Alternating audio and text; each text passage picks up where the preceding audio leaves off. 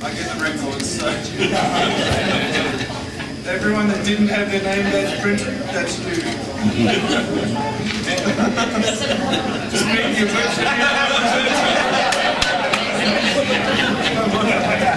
Alejandro is our friend from Peru. He's been with Barrick since 2006 and working on Goldrush property. So over to Alejandro.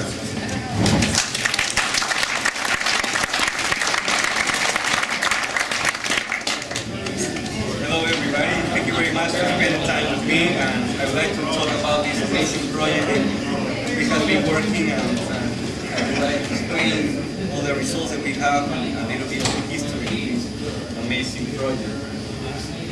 Here is all the team that has been working with us, and the title of my topic will be Perseverance Lead to a Carnage-style gold discovery in Nevada. A little bit of legal things.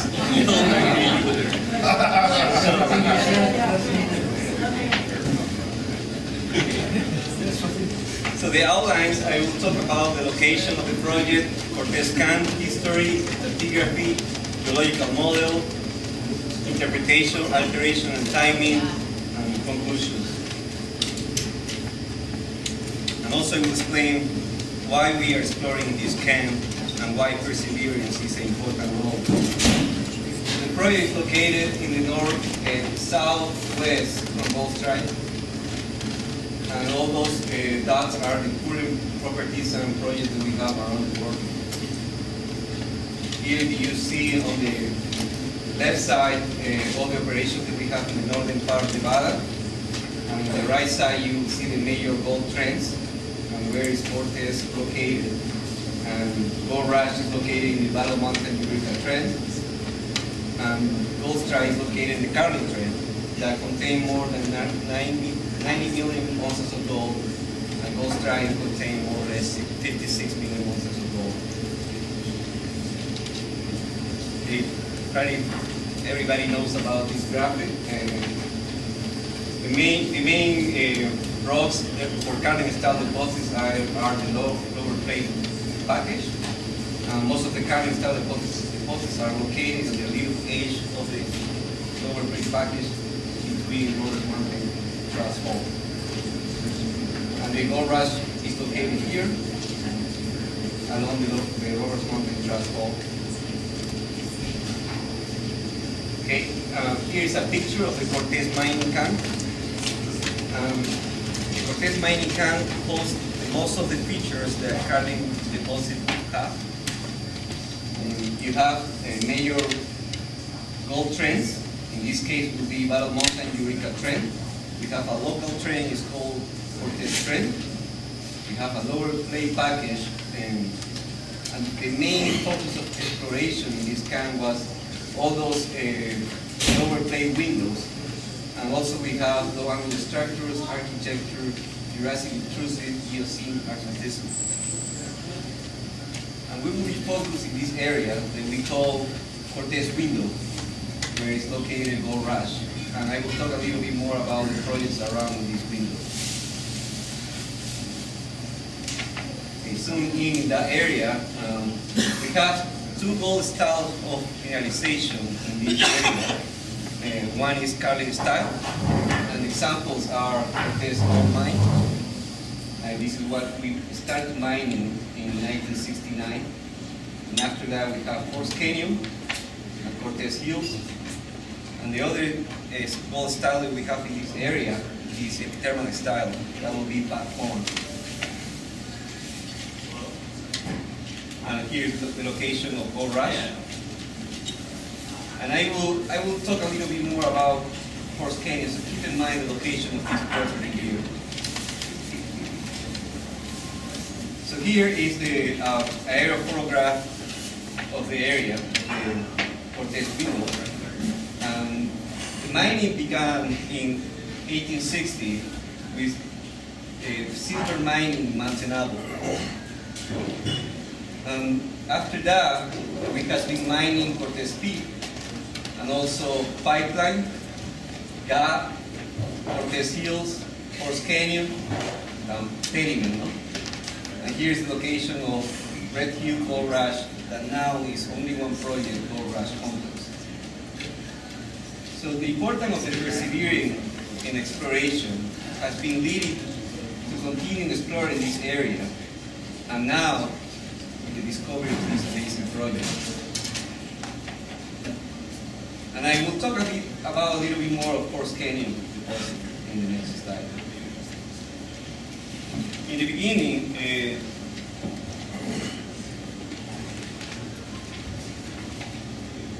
we have this stratigraphy column in 2001. That was pre-2001 understanding.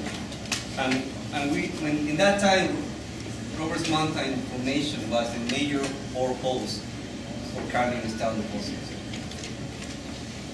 And Horse Canyon formation was not recognized in those days. So that would be the stratigraphy column in that moment.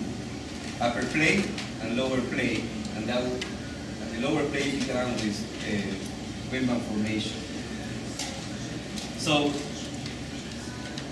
the Horse Canyon was included mainly in the upper plate, and part of the Horse Canyon, the remaining, was included on the Windman Formation. Because of that interpretation, the understanding was most of the ore in Horse Canyon mine was part of the upper plate. And as I talked before, most of the Carlin style deposits are hosted on the lower plate. So, Balloway was an exploration geology for Placid Dome, and he recognized the Horse Canyon package was similar to what we have in the Gold Strike mine as a Rodeo Creek. So, began by Balloway, we refined this package and started going as a Horse Canyon. So he called this Horse Canyon formation, and he included on the lower plate package. So in that moment, the Horse Canyon mine, the host rock of the Horse Canyon mine came to be part of the lower plate. So that opened a lot of more ideas in that moment. Starting with Balloway was an intense mapping campaign in that region, trying to look for another upper plate window.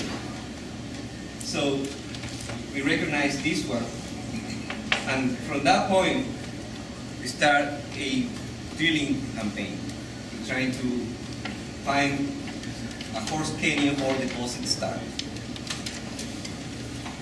And also, in that moment was recognized the low angle structures and the anticline hanging wall, a key feature that both Rennerson recognized in Pipeline deposit and also in Cortez Hill. So in 2006, we bring an expert in stratigraphy, Dr. Harry Cook, to try to improve the understanding of the stratigraphy in this region. With that work of Dr. Harry Cook, we start a intense relogging campaign in that area with the historic holes that we have for previous years.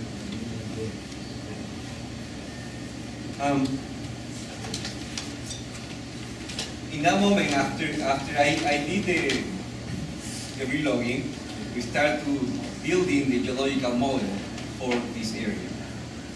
And in 2006, we start a more formal drilling campaign, and this is the results that we have. And as you can see, the blue lines are the resource up to date that has been declared by the end of 2011. And the results that are outside of the main resource area are indicating still good mineralization that has been encountered in the recent year, drilling. But because the spacing of the drilling is not enough to be a resource under the scene guidelines, but it's indicating that the system is still remaining open to the north and to the south. And also, as you can see here, the Goldrush area is still no controls of the high mineralization whatsoever. And also, you can see a lot of good results between these two deposits. So we have been confirming the two deposits are one single deposit in this point. So, Alejandro, can you just point out the colors for some of us way back here? yeah, this is a great thickness classification. Is between the thickness of the intersection times grade, and the colors. The orange color is between 5 to 10 ounces times feet, and the red is 10 to 20. The purple is 20 to 50, and the high purple color is plus 50 ounces times feet. This is the results that we have by the end of 2011. 1.3 million ounces indicated with 5.7 million ounces inferred. As I mentioned, the two projects has been connected as a single deposit.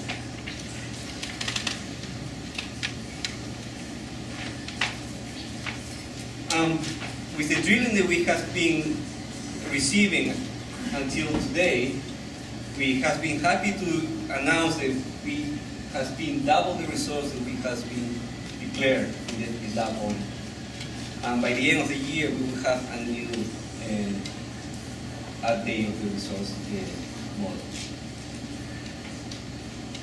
These are some of the intersections that we have outside of the resource area for 2011 and 2011. And also, like I say, has been confirmed that two projects have been joined in one single deposit. And the high-grade areas remain open in multiple directions.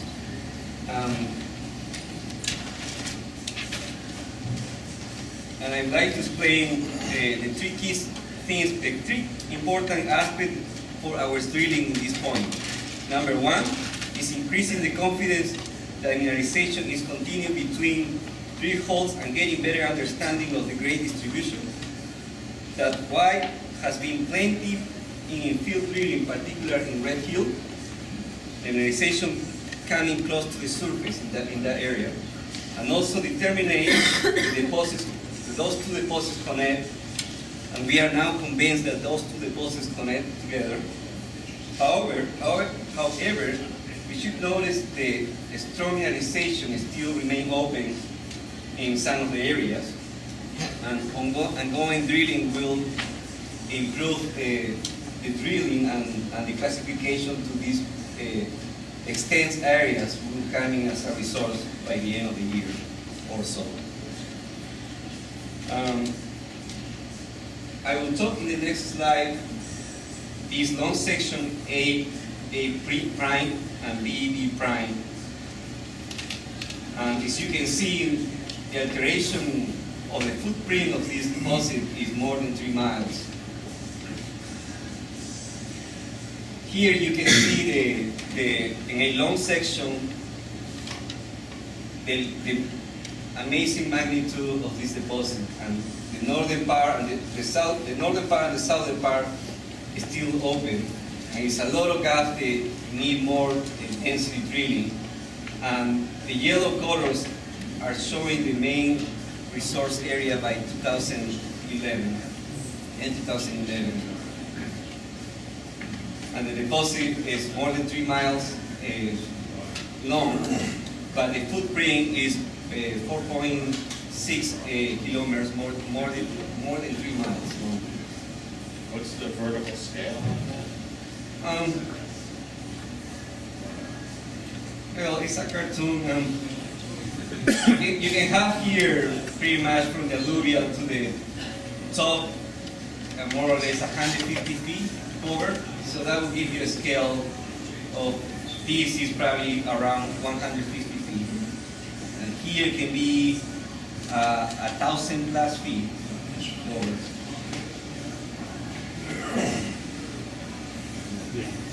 Here's a cross section, BB prime. It's showing a geological interpretation of the deposit and the major formations that we view here. also the low angle fabric and the structures that we build in this area. And that will be the Red Hill anticline. That is the main gold trend that we have. Here is a cross section from only the portion of Goldrush. And those are the amazing intersections. Like here you will see 135 feet of 0.43 ounces per ton. Here another example is 186 feet of 0.17. And here is the discovery hole for the southern part.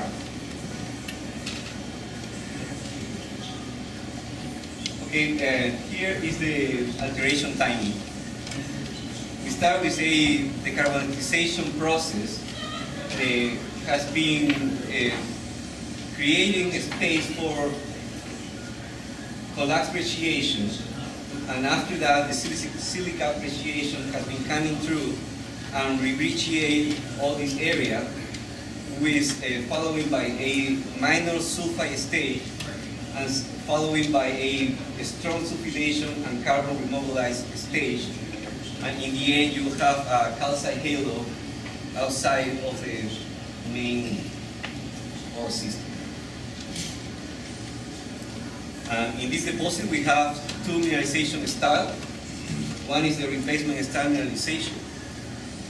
It's pretty much a shear fabric, strongly calcified, with carbon floating. The solution has been pounding very well on the non-porphyry dikes. Also, the silicification is very weak in this area. Those are some of the examples of the results that we have in this. What formation was that? That is Wimban. Sorry? Wimban formation. Most of the mineralization is hosted in the middle of the Wimban package. Here's the other ore style that we have in this deposit, and I call the Cusco breccia. It's a highly silicified breccia, pretty much the carbonatized and silicified, sulfidized, multiple stage of brecciation. And outside is the calcite gangue.